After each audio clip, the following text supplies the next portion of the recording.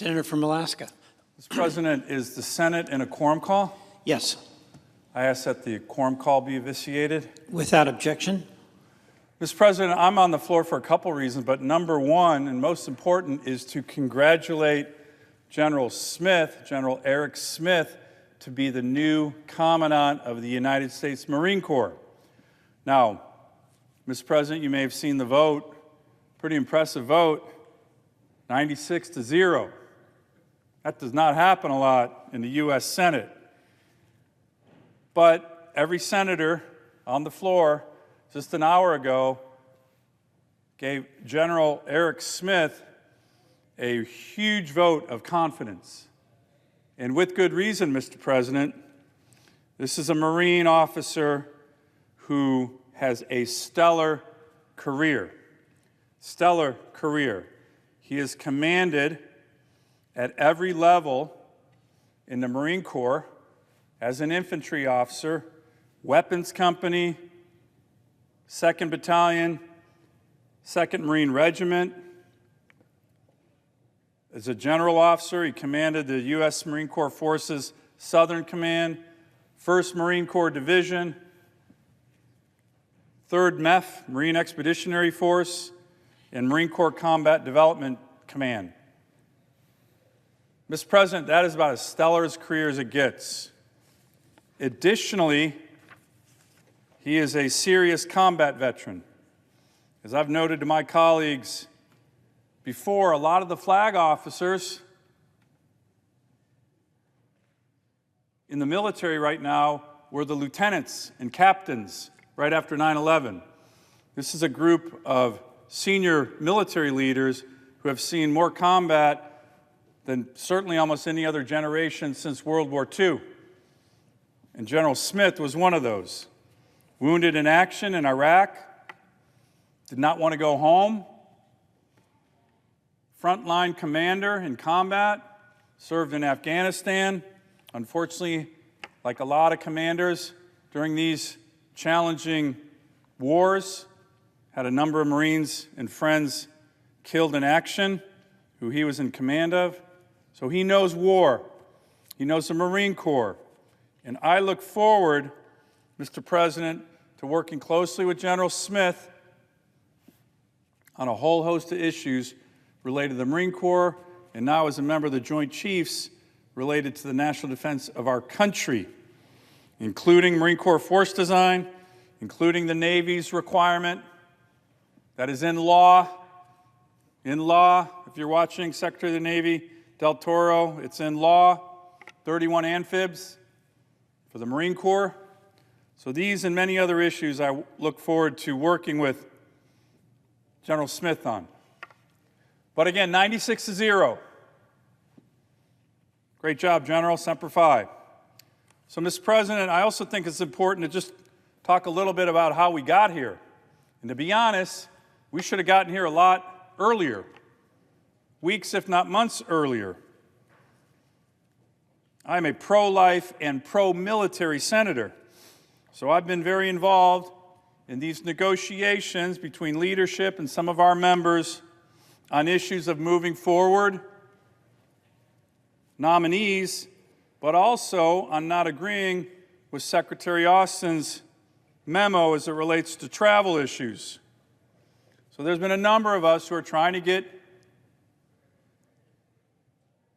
to a resolution on some of the holds that are happening here on the Senate floor. By the way, holds happen all the time. And the way they're resolved, 98% of the time, is through compromise. So that's what I'm trying to help my colleagues on both sides of the aisle, in the administration and the Department of Defense. But in the meantime, Mr. President, there was nothing preventing the majority leader from bringing qualified military members to the floor for a vote. Nothing. As a matter of fact, in the Senate, we vote on members of the Joint Chiefs all the time. That's a tradition here. When the Democrats have been in charge, when the Republicans have been in charge. But that has not been the priority here. In the last several months, we've had 76 roll call votes. Everything from the assistant administrator of the EPA, district court judges, NLRB judges, board members for the National Archives, assistant secretaries of education, HHS, you name it. We've been confirming them, with the exception of one group, military officers. Now, a lot of the press is saying, well, that was the senator from Alabama. That's not true. That's not true at all. We could be voting on individual members of the Joint Chiefs, but that wasn't the priority. That wasn't the priority. So, Mr. President, Senator Tuberville was going to make a resolution signed by 17 senators to file cloture on General Smith, and all of a sudden, the majority leader thought it was important to start moving forward on Joint Chiefs of Staff nominees. I think that's good. That shows some compromise.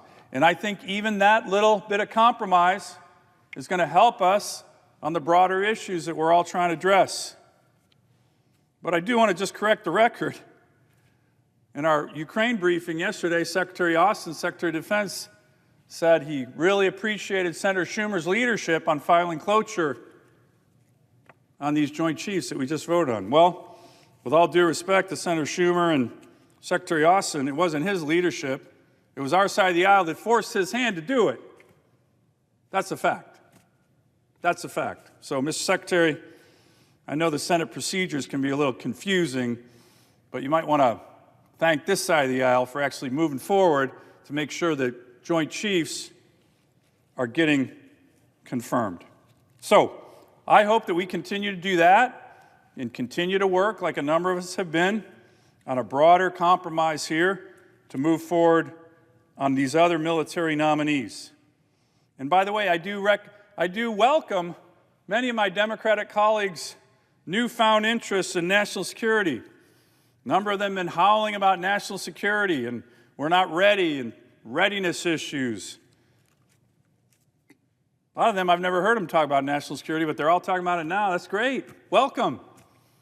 By the way, join me in criticizing President Biden for sending to us 3 years in a row 3 budgets each year that dramatically cut our Department of Defense. President Biden's budget this year shrinks the Army, shrinks the Navy, shrinks the Marine Corps. Exactly the wrong message to be sending Xi Jinping and Putin during one of the most dangerous times our nation has faced since the end of World War II. So if you're worried about national security, join me on some of these. It's great. I hear a lot of howling from silent voices on national security from the other side of the aisle, so I welcome you to be caring about these issues. But, Mr. President, I want to end where I started, and I want to thank and congratulate again General Smith. I also want to congratulate the new soon-to-be chairman of the Joint Chiefs of Staff, General C.Q. Brown, who is also exceptionally qualified, and the new Chief of Staff of the Army, General George. All 3 were recently confirmed by the United States Senate in overwhelming numbers. Overwhelming, and that's progress. On both sides of the aisle, that's progress. That's what we needed, and I'm hopeful that that progress will lead to more compromise on these other issues that we all know are important. I yield the floor.